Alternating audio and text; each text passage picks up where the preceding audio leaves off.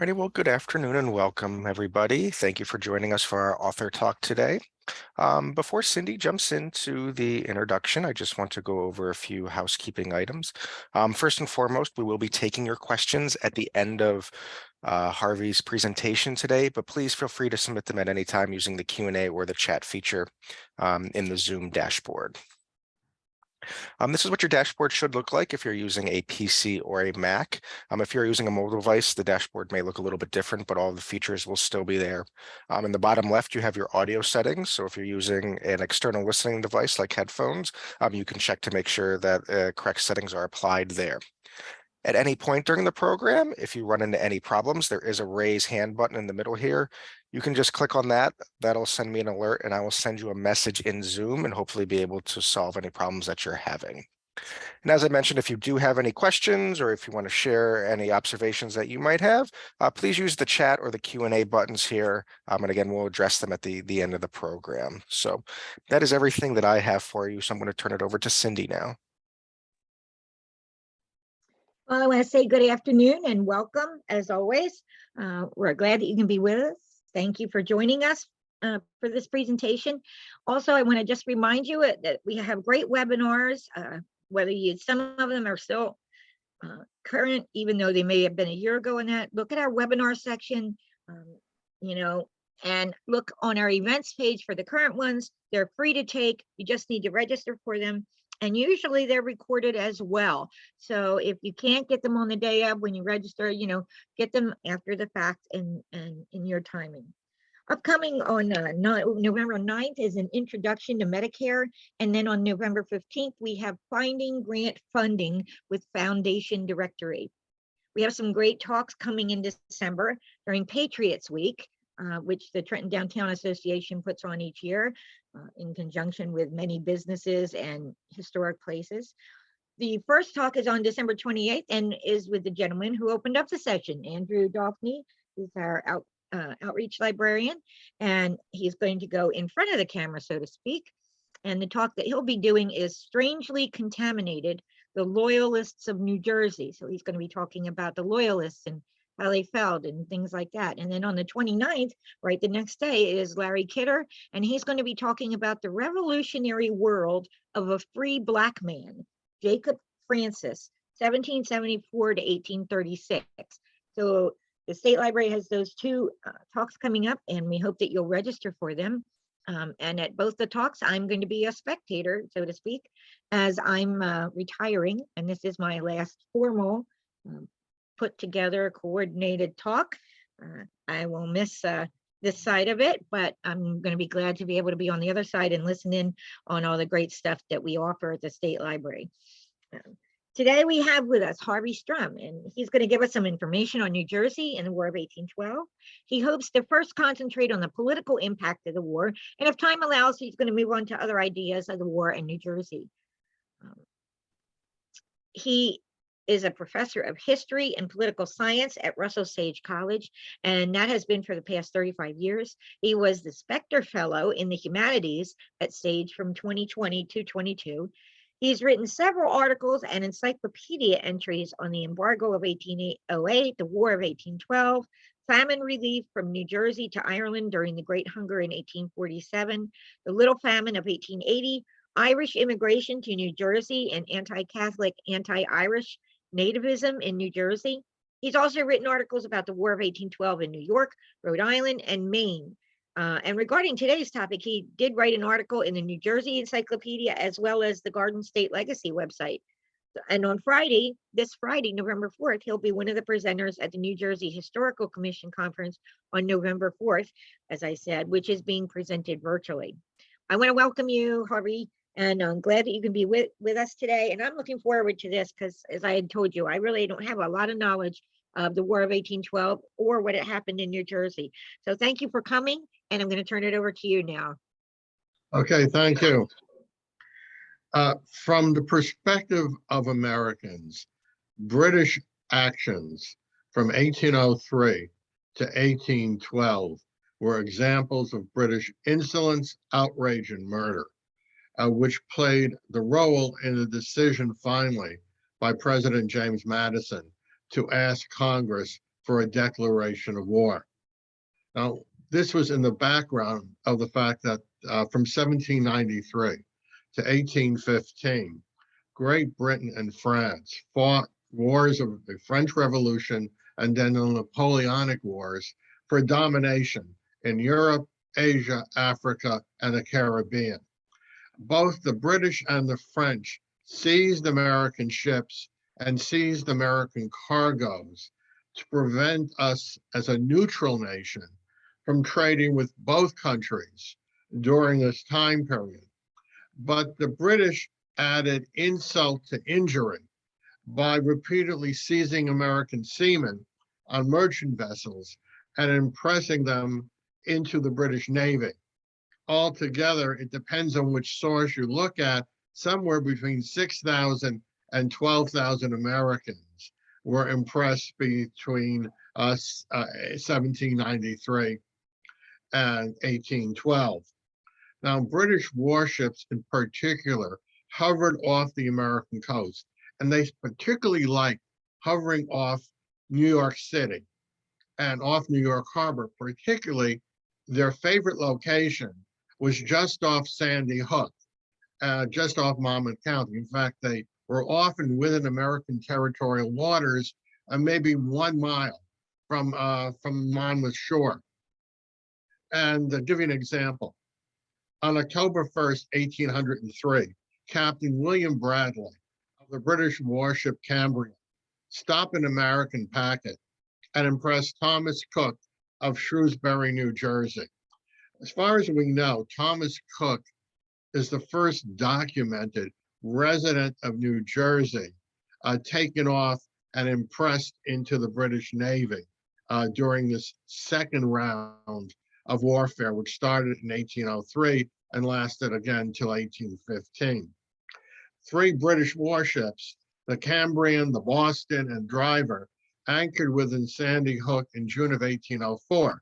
In their haste to capture American ships and seamen, they opened fire on American ships within territorial waters of New Jersey. During August of 1804, the Leander, another British warship, excuse me, fired on the Elmira within a mile of the Jersey shore. It stopped the ship and took 17 passengers, male passengers, men and boys. And to quote the time period, torn from their mothers, wives, and sisters, who were left in distress that cannot be described. And again, the British kept doing this. Then in 1806, they killed an American on a local ship, the Richard. The man who was killed was John Pierce. This angered residents of both New Jersey and New York who wanted revenge. However, President Thomas Jefferson was really more interested in using that incident to try to persuade the British into respecting American neutral rights and essentially negotiated with the British. But in the end, nothing occurred to satisfy American national honor or American interests.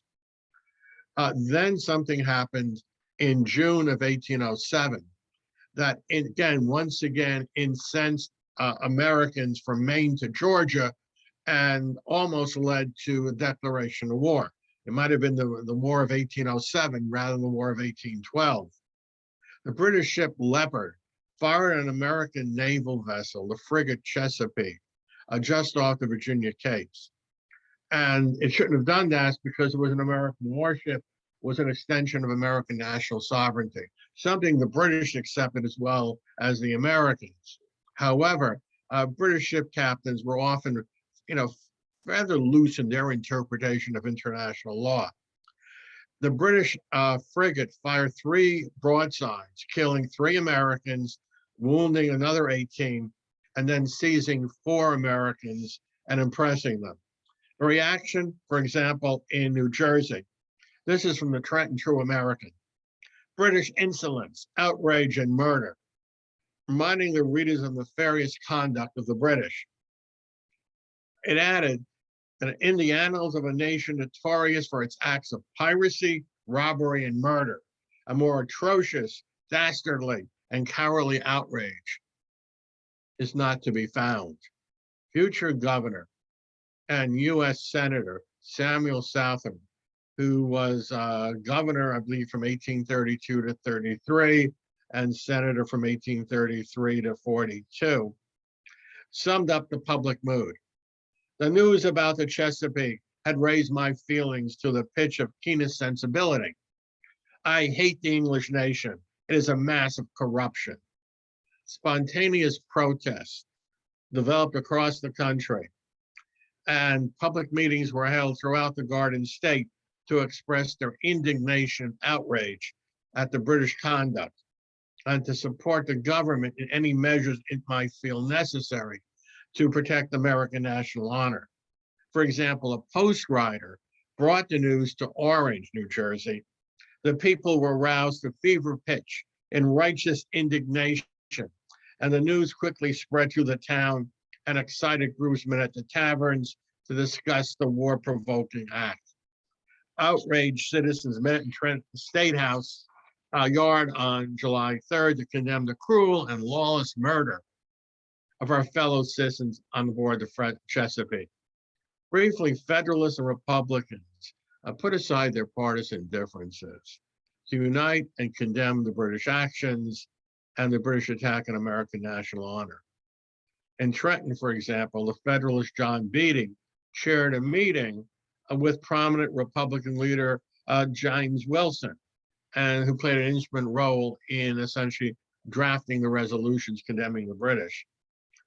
Lucius Horatio Stockton, a Federalist whom President Adams had nominated for Secretary of War, delivered a speech calling for unity in response to the unprovoked, murderous, and outrageous conduct of the British. Unity meetings took place in other towns to express their outrage. Federalists and Republicans used the 4th of July celebrations in 1807 to voice their patriotic support for the victims of the Chesapeake. The citizens of Newark gathered at the courthouse on July 9th and agreed to put aside the partisan differences in face of this crisis facing the nation. A committee included future Republican Governor William Pennington, who served as governor from 1813 to 1815, and Federalist activist Joseph C. Hornblower. They drafted resolutions denouncing the British violations of American neutral rights. When the citizens of Newark preferred peace to war, but they were ready to take up arms against the British if the president asked for it. Two leading Republican rivals in Essex County, William Pennington again, and Shepherd Collick, united with Federalist Aaron Ogden to draft petitions against the British conduct in town meetings in Elizabeth. The people of Paterson had not planned a formal 4th of July celebration, but decided, hearing of the late dastardly yet daring outrage committed on our fellow citizens, decided to meet and express their united sentiments against the British. Residents of New Jersey pledged to support the president and were ready to take any action that the president approved. In July of 1807, war appeared likely, and some residents of New Jersey wanted war. Samuel Southard wrote in his journal, "War I expect, war is my wish. I should like to stand before the walls of Quebec." Responding to the request from President Jefferson, Republican Governor Joseph Bloomfield called out over 5,000 militiamen to prepare for service. The governor sent out general order for the units, and units volunteered. For example, companies met, drafted resolutions, denounced the British, and prepared to serve because they were coming forward in what they thought was a noble cause. In Sussex County, for example, Captain Henry Biddleman's troop of horse passed resolutions in support of President Jefferson in efforts to preserve the peace, but announced a late unprincipled attack by the British warship Leopard upon the United States frigate Chesapeake. The 4th Troop of Cavalry of the Hunterdon Squadron stated its willingness to aid in support of the honor, safety, and independence of our country. Resolutions passed by the First Uniform Company of Trenton, commanded by Republican leader Captain James Wilson, supported war because we prefer war to tame and disgraceful submission to such aggravated insults, outrages, and massacres. Republicans and Federalists and the militia felt the time had come to participate in case of war. Give you a couple of examples. John Noble Cumming, a Federalist, wrote of his obligation to volunteer because of the violent and dangerous outrage committed on one of our armed vessels. Militia companies on the 4th of July paraded and showed their willingness to fight. A young woman named Mary Hall attended the celebration in Flemington, and her local militia company marched, held a meeting to pass resolutions, and went into the field and fought a sham battle to show their readiness to go. Readiness was a problem, however. Readiness in 1807 did not improve between 1807 and 1812. In fact, as late as 1813, even 1814, there were readiness problems. Let me give you an example. James Westcott noted that his company in Bridgeton in Cumberland County expected war, but his young men were unable to uniform and equip themselves and lacked artillery. One of the problems for the militia companies in both 1807 and 1812 was that they were expected to pay for their own weapons, provide their own uniforms, provide the ammunition and other supplies. And if they were in the cavalry, they had to provide their own horses. President Jefferson could have asked Congress for a declaration of war, and the residents of New Jersey would have backed him, both the Federalists and the Republicans. But once again, President Jefferson wanted to use this as an opportunity to pressure the British into negotiating. And negotiations were opened up with the British, but in the end, the British were willing to apologize and offer compensation for the men who were killed or injured aboard the Chesapeake. But they were not willing to negotiate essentially issues to stop impressment or stop the seizure of American cargoes, because their priority was defeating Napoleon, not appeasing the Americans. As a result, President Jefferson asked Congress for an embargo on trade. It passed Congress in December of 1807, and it lasted till essentially March of 1809. I'm not going to go into detail. I don't have time to talk about the embargo. Just say this, that the political impact of the embargo was that the Federalists, who had been essentially politically dead since 1801 in New Jersey and New York, made a comeback in both states. In New York, they would gain control of the assembly. In New Jersey, they didn't quite make it that far, but their votes increased. Republican vote dramatically dropped as Federalists were able to use the embargo issue against the Jefferson administration. Also, one of the rare things that happened, because you wouldn't think it would happen in New Jersey, but it happened again during the War of 1812. If I have time, I'll get into it, was smuggling. Basically, to get, for example, agricultural produce from New Jersey to foreign markets, foreign ships docked, or certainly not docked, but essentially stayed in Delaware Bay and off New York. And smaller boats would carry the cargo to the foreign ships off New York or off in Delaware Bay. And essentially, smuggling continued throughout the embargo. And literally, one of the incentives was the fact that you had to get special clearances even to trade between New York and New Jersey by January of 1809. And so smuggling became reasonably widespread. It didn't get the highlight as the smuggling that took place in northern and western New York or in Maine or actually in Michigan at that time period. But again, this would occur during the War of 1812. Finally, President James Madison, having essentially exhausted all other options, made a decision in the winter of 1811 to 1812 to go to war. Republican Party meetings in New Jersey in the spring of 1812 endorsed a call for arms. The New Jersey legislature met in January of 1812 and adopted a resolution approving a resort to arms against Great Britain because of the lawless aggressions committed by the British nation on the persons and property of our citizens, which of course was true. Republican Party, as I said, supported war. They encouraged men to volunteer for the militia in case war broke out.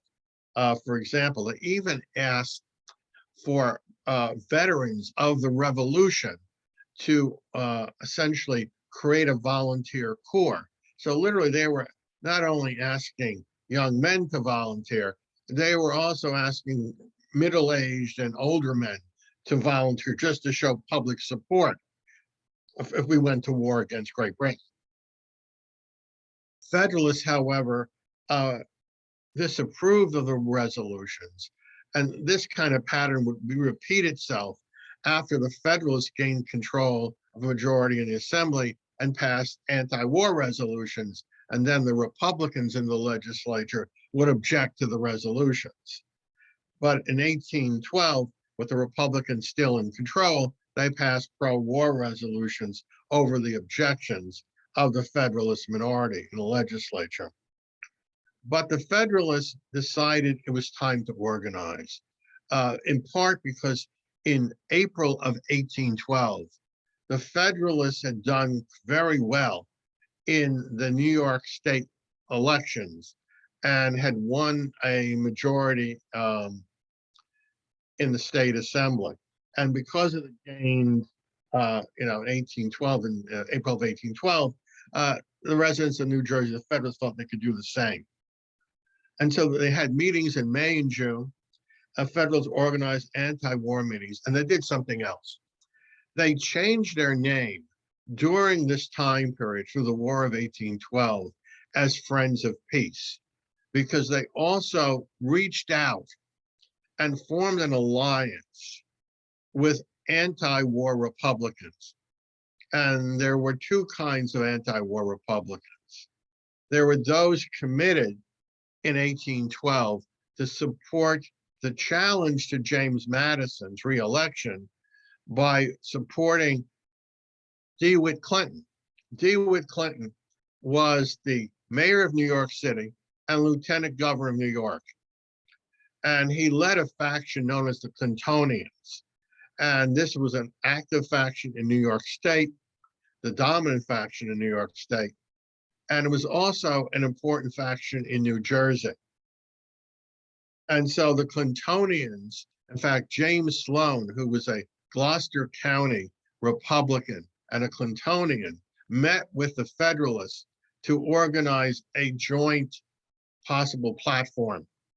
And it suggested the merger of Clintonians and Federalists in 1812, as well as some other anti-war Republicans like Adam Boyd, who was a congressman who had been pro-Madison, but then broke with him over the question of the war. And so you had this coalition. In fact, according to one historian, this fusion of anti-war Republicans and Federalists, New Jersey was only second to Massachusetts as the most, let's say, successful merger of the two groups. The Federalists organized separately meetings in the town and county level against the war. Let me just give you an example. The day after Congress declared war, 56 leading citizens of Glassboro, a mix of Quakers and Federalists led by Thomas Carpenter, sent a petition to Congress bemoaning the decision to go to war, and it would only lead to loss of blood and treasure. To the surprise of many Federalists and Republicans, when Congress declared war, the majority of New Jersey's congressional delegation voted against war. One of its two senators, John Lambert, voted against war. And 4 of the 6 congressmen, all Republicans, voted against war. Of this group, 3 of the 4 Republicans had been supporters of DeWitt Clinton for the presidency. One, Adam Boyd, had not. He'd been a supporter of James Madison, but he switched his positions again because of the issue of war. And again, it was Senator John Lambert, John Hufty, Thomas Newbold, George Maxwell, and Adam Boyd. Now, 2 Republicans sided with the call for war and essentially voted for it. And the other senator, John Condit, he was kind of a confused character. I think if he had voted his conscience, he would have voted with Lambert against war. But he was under pressure from Republican Party leaders in New Jersey and Republican constituents to vote for war. So he voted for war, although he had misgivings, just as Lambert had, about the decision to go to war.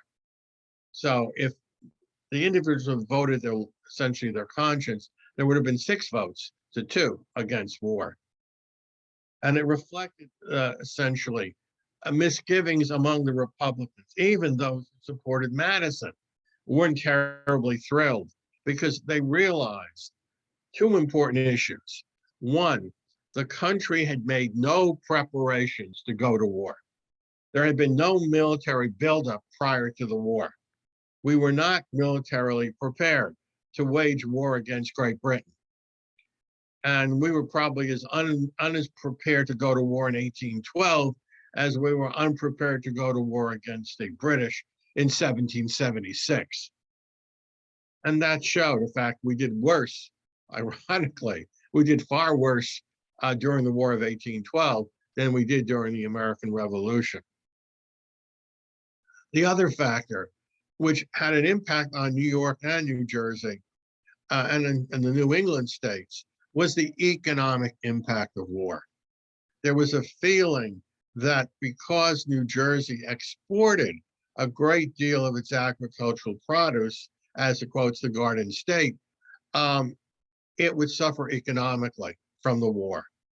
That was also the feeling in New York as a major transshipment center, because basically New Jersey was dependent on exporting its agricultural produce, primarily through New York City, but secondarily through Philadelphia. And both were closed off. They'd been closed off during the embargo. They were closed off during the 90-day embargo prior to war. And then they were closed off by decisions of the Madison administration during the War of 1812. Now, with the actual declaration of war, leading Republican newspapers condemned the votes of the anti-war Republicans. Party meetings held in the summer and fall of 1812 censored the actions of Boyd, Maxwell, and the other anti-war Republicans. Party leaders, including Wilson, fell behind the party line. In other words, anti-war Republicans who were pro-Madison, but anti-war, in the end, from pressure from other leaders and from their own constituents, essentially, despite their misgivings about the wisdom of going to war, which really was a lot of misgivings, ended up supporting the war effort. Editors of Republican newspapers, party leaders loyal to Madison, and the party faithful attended town and county meetings denouncing the congressman and the senator who voted against war. Republicans denied there was any serious opposition to the war, except for a few Clintonian Republicans. They were lying. Pressure built within the party for conformity, and they got the conformity, except for the diehard Clintonians. Opposition to the war formed the basis for a coalition of Quakers, Federalists, Clintonian Republicans, and again, anti-war Republicans like Adam Boyd. In fact, Boyd's opposition to the war not only surprised his fellow Republican friends, it surprised his daughter. His daughter wrote that essentially she was, didn't understand how her father could essentially come out against the war and come out against her, basically his friends. And what was unusual, his daughter actually was unusual for the time period, a woman who was a political activist. And she was, as they say, a very solid, the phrase they used then was a solid Democrat, but officially it's the Republican Party. But one of the things that happens is during this time period, the two parties are officially the Federalists and the Republicans. But starting in the 1790s, the Federalists, to sort of denounce the Republicans, labeled them Democrats. Democrats was considered more radical. It's like calling the Democrats socialists today. And so the Republicans in the end, some of them simply adopted the Democratic title, like Sloan was head of the Gloucester County Democratic Association. And so again, we get this split on the names. Frequently, Federalists call their opponents Democrats, while the Republicans call themselves Republicans. And the Republicans get even. Throughout the War of 1812, they called the Federalists the Tories, essentially the pro-British supporters during the American Revolution, as both the Federalists and the Republicans tried to wrap themselves in different ways in the legacy of the Revolution. And who is actually carrying out the legacy of the Revolution? Is it the Republicans or the Federalists? What happens next is that the Federalists held a convention, which was unusual. Conventions were not the norm at this time period. They held a convention in September in New York City, and they indirectly endorsed DeWitt Clinton for the presidency. And New Jersey Federalists worked with John Pinter, who was a friend of Clinton's, but who had relatives, rather important political relatives in New Jersey, to essentially ensure the support of New Jersey Federalists for Clinton. A Federalist state convention nominated 3 Federalists and 3 Republicans for Congress, cementing the political alliance under the banner, of course, of Friends of Peace. Foreign policy emerged as the dominant issue in the New Jersey state legislative elections in 1812. Federalists concentrated on attacking the war, the militia draft. Members of the Federalist Party argued that the country was unprepared for war, which was true, that they lacked adequate defenses, also true, and they could not win a war against Great Britain. Well, that's pushing it a little. War would damage the economy of New Jersey, which of course was true, and lead to disaster. Pro-war Republicans announced the Federalists, of course, as the Tories of the War of 1812, that they were disloyal to the president and disloyal to the country. Well, they weren't disloyal to the country, but they certainly were disloyal to the president. There was no contempt of president. We have a long history, of essentially the political opposition saying less than polite things about the president in office if the president happens to be of another political party. It didn't start with the 2020 election. This goes back, literally to the 1796 election. You want to historically look at how Americans have run presidential elections. And since many of the residents opposed the war, Republicans defined the war as necessary to preserve American national honor. That became part of the key argument raised by the Republicans. And they also argued that the British had shown themselves unwilling to respect American neutral rights, and had abused essentially Americans by impressing them, seizing American cargoes, and therefore this was the only option available to President Madison to protect the United States, was to go to war. that this was really the second war for American independence against the British.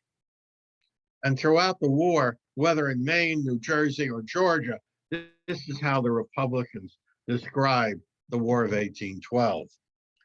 Party activists and Republican newspaper editors stressed also that this was a conflict between monarchy and republicanism with a small r, that essentially this was an opportunity to show that a republic could wage war.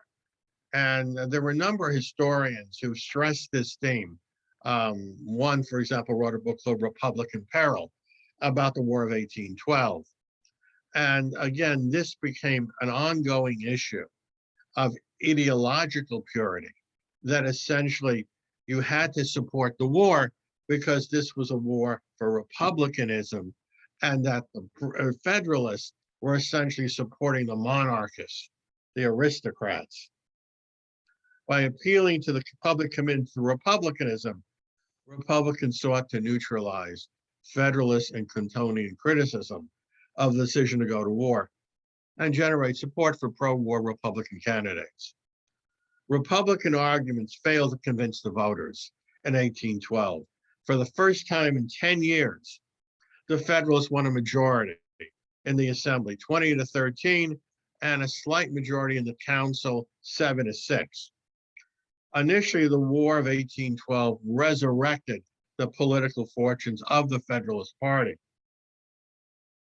Republicans, on the other hand, initially blamed their defeat on intrigue, on fraud, on divisions in Republican Party ranks, and improved Federalist organizational skills, and particularly in two swing counties, Hunterdon and Monmouth. Hunterdon and Monmouth were, during the War of 1812, often the swing counties that determined, certainly in 1812, 1813, and 1814, they were rather important, particularly in 1812 and 1814, in determining control of the state assembly. The Republicans were not willing in 1812 to admit they lost because of opposition of the public in New Jersey to the war.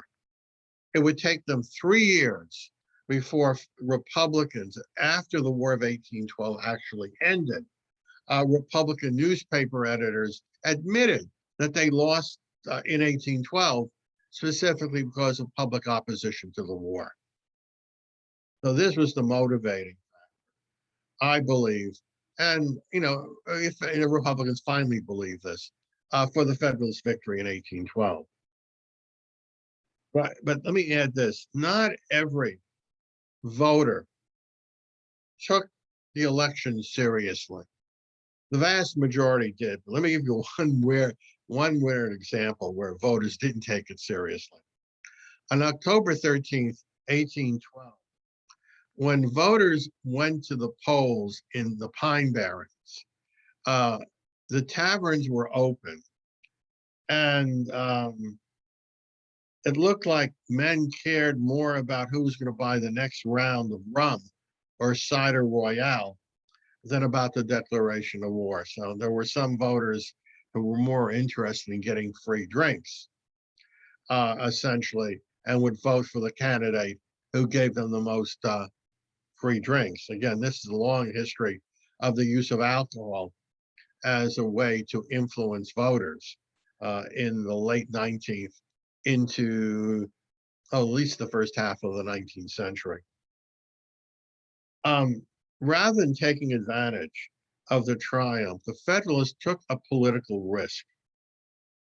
Although there seemed to be lukewarm support for President Madison among a number of Republicans, they decided to do something which might cost them the next election.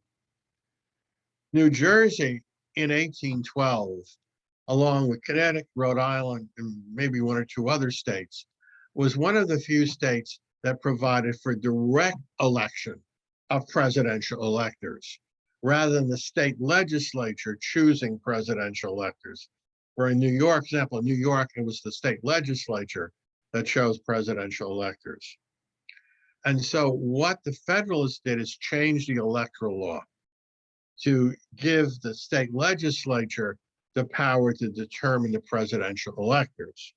And therefore, all 8 presidential electors were chosen in New Jersey who were committed to the election of DeWitt Clinton for the presidency, the peace candidate.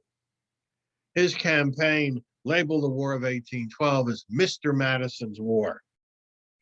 However, as things turned out, although Clinton carried New York, carried New Jersey, and carried most of New England, the vote of Pennsylvania turned out to be vital. And Pennsylvania, although facing some of the same issues as New York and New Jersey, voted solidly for Madison. And so Madison won re-election as president. Now, with control of the state legislature, Federalists could also elect their own governor. And the person they selected, Aaron Ogden, became governor of New York from 1812 to 1813. Because the governor was selected by the state legislature and not by direct vote. Now, congressional elections were determined by popular vote, but the Federalists switched things around in 1812. Up until 1812, all 6 congressional seats were determined by a statewide vote. So when you voted, if the Federalists won a majority in the state, they would get all 6 congressional seats. If the Republicans did, they would get all congressional seats. The Federalists were worried that maybe the Republicans would make a comeback and they would lose, they wouldn't get any congressional seats. So instead, what they did is they split up the state into 3 congressional districts. This was a nice artful bit of gerrymandering. They assumed the northern district, centered around Essex County, would probably vote Republican because the 4 counties in that district, 2 reliably Republican, 2 tended to be Federalist. The southern district, at that point in time, looked like it would vote Federalist. So the Federalists were, from their perspective, assured at least 2 congressmen. The Republicans, from the Federalist perspective, they thought were assured 2 congressmen as well. It was the middle district where essentially the pattern of voting in individual counties was such that it could go either way. It was the swing district. And in 1812, the election actually was postponed till January of 1813. Both the southern district and the middle district went Federalist. And as expected, the northern district went Republican. So New Jersey sent 4 anti-war Federalists, actually 3 anti-war Federalists, and 1 anti-war Clintonian Republican, and then 2 pro-war Republicans to Congress. The foreign policy issues that dominated the 1812 election also dominated the 1813 election.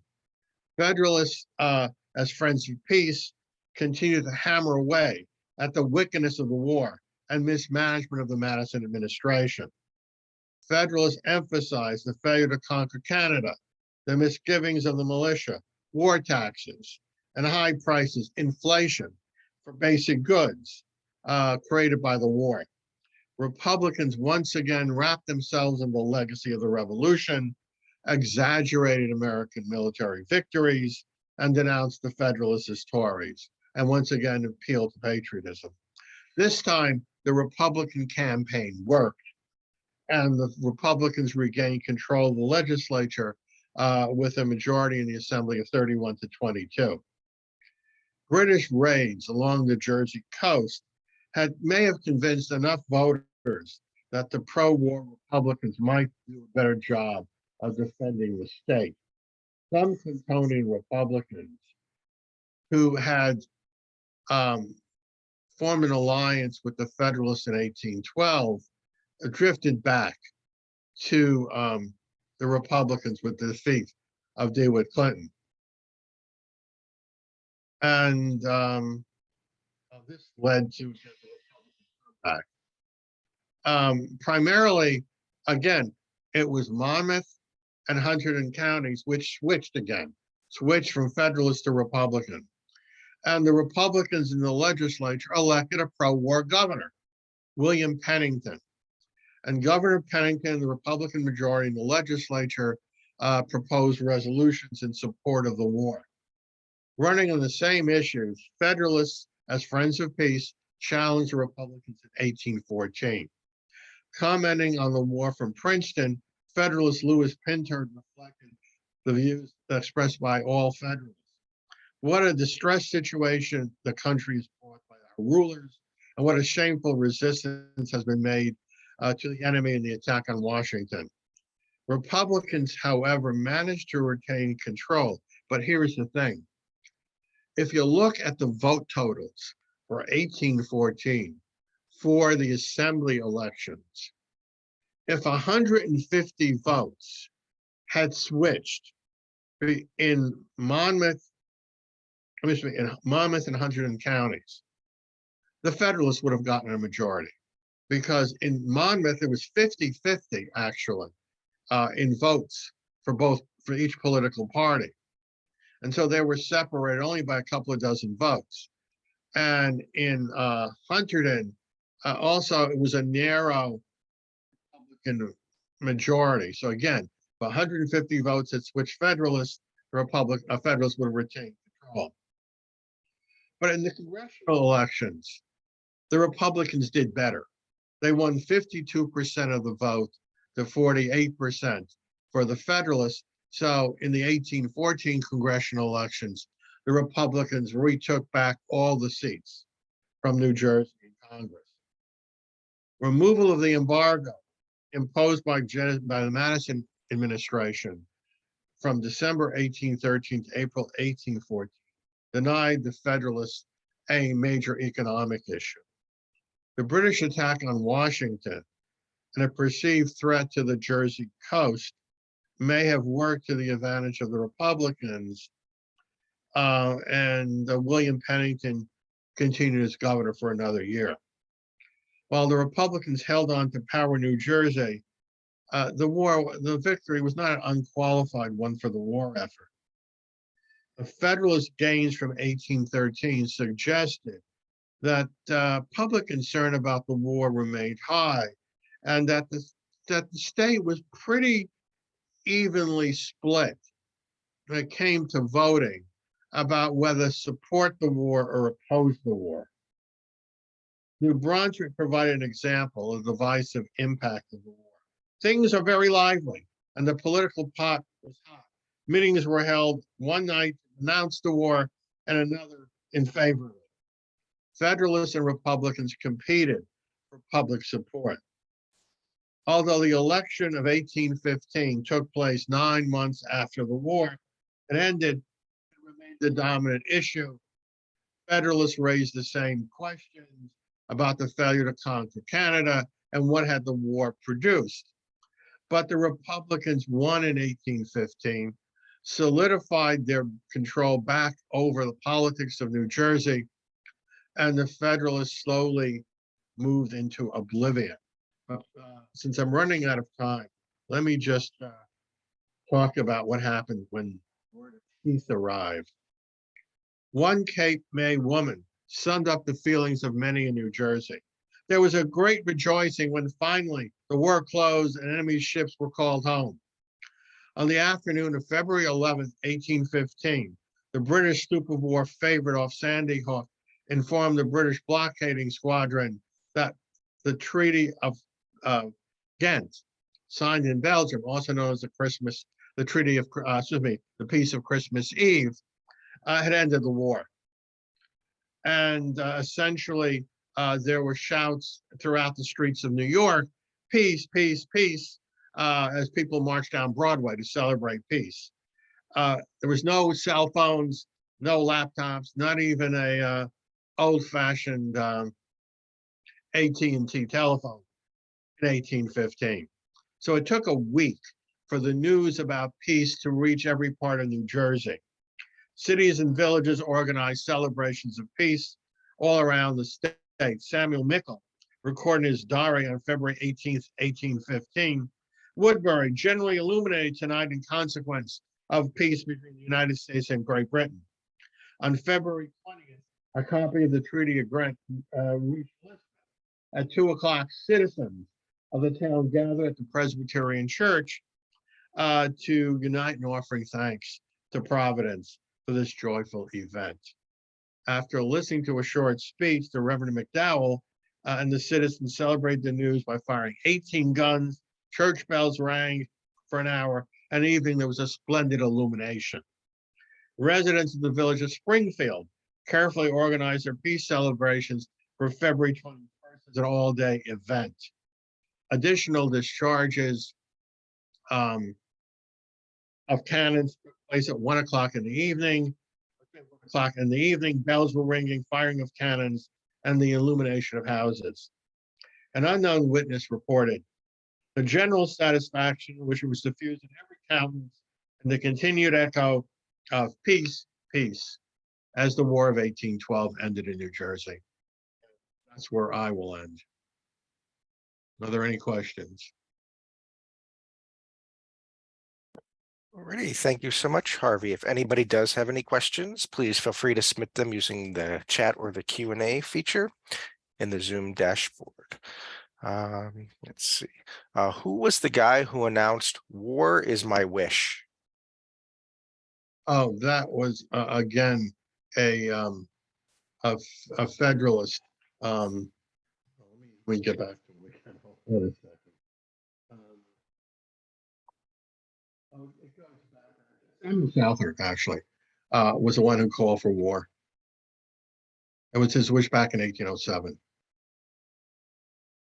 You cut out for a second. What was the name again? Samuel Southard.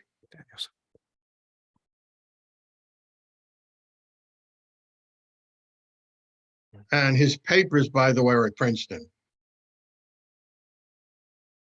Princeton has an extensive Southard collection. And so if you're interested in him, because he served as governor and as a U.S. Senator. Other questions? Nothing right now. Cindy, do you have any questions?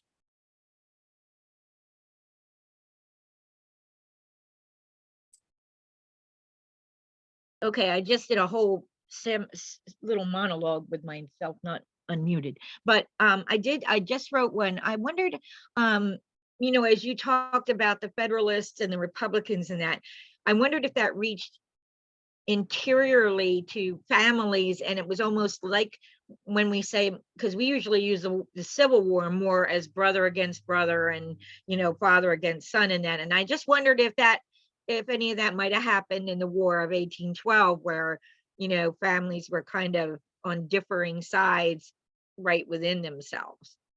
Actually, it did. Okay. It did, because partisan differences, divided families. For example, Adam Boyd and his daughter, the daughter was pro-war, but Adam Boyd voted against war. So that was one Republican example.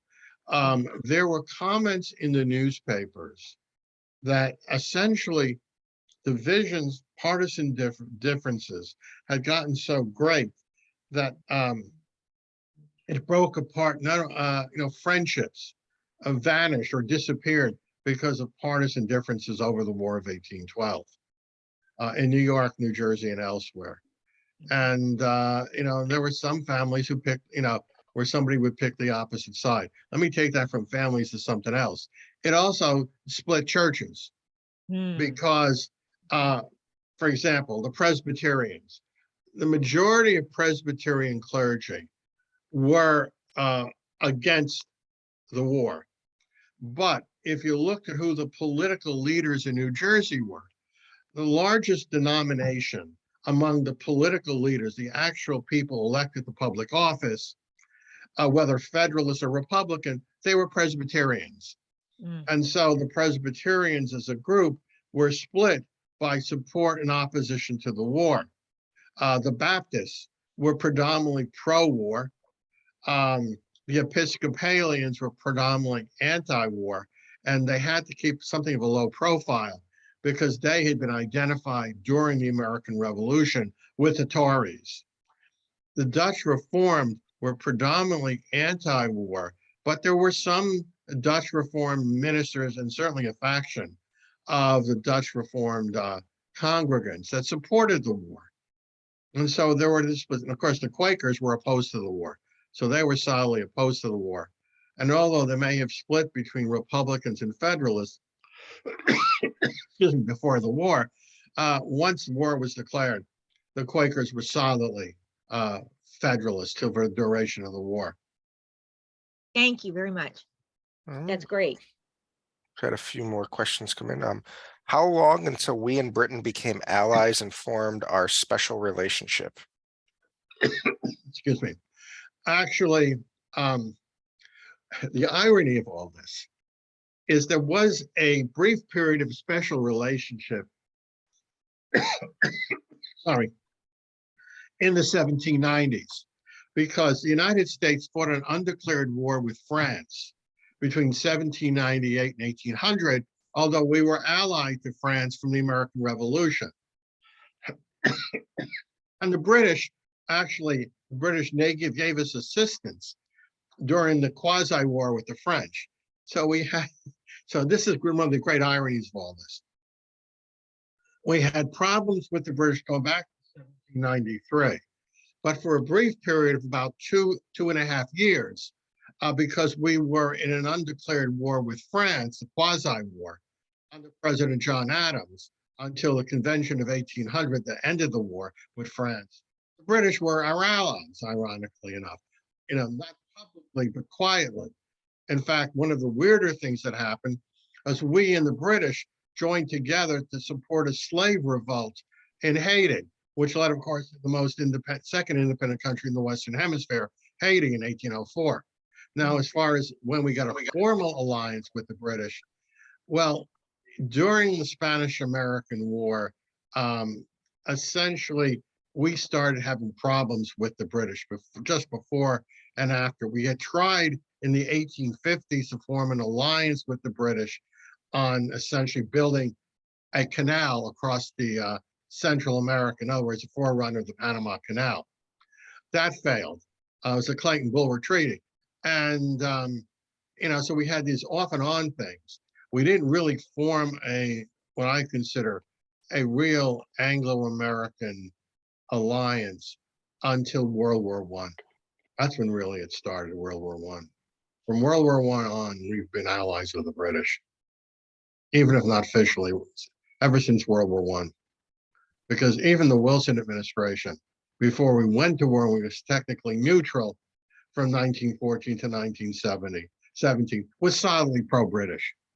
He interpreted neutrality in a very pro-British way, as did his follow-up Secretary of State, Robert Lansing.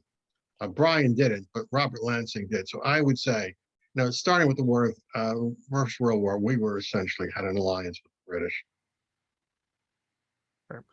You touched on some of the aspects on this next question, but what was the trajectory of our relationship with France, with the French those days, say from allies at our revolution through the War of 1812? So what about maybe after the quasi-war? What was our relationship with France up until the War of 1812? It was, I'd say, uneasy. The Republicans Party had been sympathetic to France during the French Revolution, but Napoleon, on the other hand, was a dictator. And so the Republicans were no longer sympathetic to the French because Napoleon was in power. And the one thing, of course, that Napoleon gave us is the best thing we ever got from the French was they sold us half the United States, essentially. They sold us from the Mississippi River to the Rocky Mountains, Louisiana Purchase. And so that was the best thing. And basically, Napoleon wanted to buy off the Americans because he feared there'd be another war with Great Britain, which of course there was. But during this time period, the French did exactly what the British did. They captured American ships, they seized American cargoes. The one thing they did not do, which is why we weren't as incensed against the French as we were against the British, is they did not impress American seamen.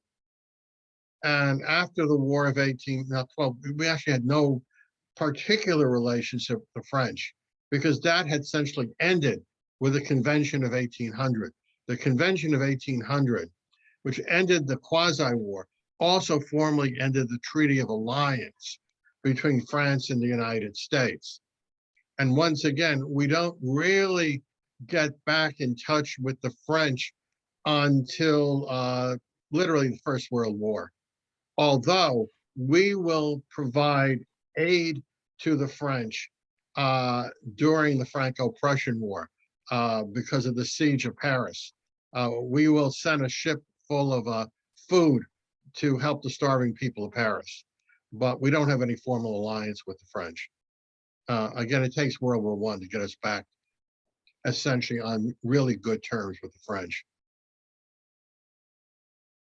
Is there a list of those taken in impressment? No, not really. We didn't keep lists. The British didn't keep lists. There are partial lists of individuals.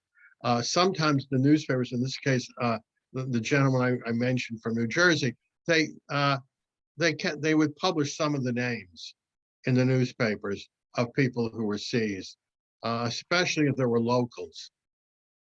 So some of the names appear, but we didn't necessarily keep lists of who was in the end. That's why the figure ranges from 6,000 up to 12,000, because we don't really know how many Americans in the end were taken off ships and ended up serving in the British Navy. And basically you served in the British Navy as long as the captain of the ship you were in wanted you. Sometimes that was for one voyage and you would be freed when you reached London. Other times you were kept in the British Navy for years before they would let you out. And by the way, from the British perspective, any American was fair game. It's amazing how many African Americans suddenly became volunteers for the British Navy. So they didn't care whether you were African. They were equal opportunity impressors. It didn't matter what your ethnicity was. If you were Native American, you ended up in the American Navy. You happened to be serving on a ship, and they were shorthanded. They took anybody who was an American, and they did not recognize naturalization. As far as they were concerned, anybody who was a naturalized American who came from the British Isles, whether Irish or English or Welsh or Scots, was still English, and therefore could be impressed into the British Navy. Could the British ships be seen off the coast of New Jersey with the unaided eye? Yeah, some of them were, because some were as close as 3 miles. Actually, some were as close as 1 mile. So yes. In fact, earlier on, 20 years earlier, in the 1790s, a British ship and a French ship fought a battle off the coast of New Jersey. And residents from New York traveled to New Jersey. And what they did is they some went on the shore to look at the battle. Others got aboard ships and essentially from the ships along the coast looked at the battle so they could see it. So yes, if they were like 3 miles or so off the coast or less, you could see it from the Jersey shore.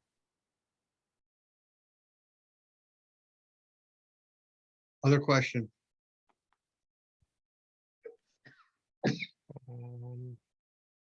Any other questions? Does not appear to be at this time. Okay, if we don't have any other questions, I'm going to sign us off. Thank you all again for attending. Thank you, Harvey, for this You're welcome. interesting thing. When I first put it on, I was thinking of, with the war idea commemorating Veterans Day, but I think that we've done a double job now of not just reminding us of those who served and how we got there, but also for Election Day to remind us about that and the importance of voting and things like that. So that was really cool that you brought in that and told us about that political climate and the back and forth. Something I hadn't realized. And, sometimes you just, in retrospect, just think, well, everybody was for the war and that's why it happened and that. But, to have, you see the tug at both of the sides, to establish what it is that they believe. So thank you for that. It was very well presented. I really appreciate it. Remember, everybody, if you can go on the New Jersey Historical Commission, I believe that they have registration for that November 4th conference. It's from 9:30 to 5, has many interesting topics. And Harvey, the topic that you're going to do on that day is more with the Irish. Is that not correct? Yes, I'm talking on Friday before the New Jersey Historical Commission on the aid from New Jersey to Ireland during the Little Famine of 1880. So there you go, guys. If you want to look that up, there's another good historical thing for you. Thank you again. I will be listening in to the State Library things. Thank you, Andrew, for all your help. All right, everybody, have a good day and a good Thank you. holiday time. Bye-bye. Thank you, everybody.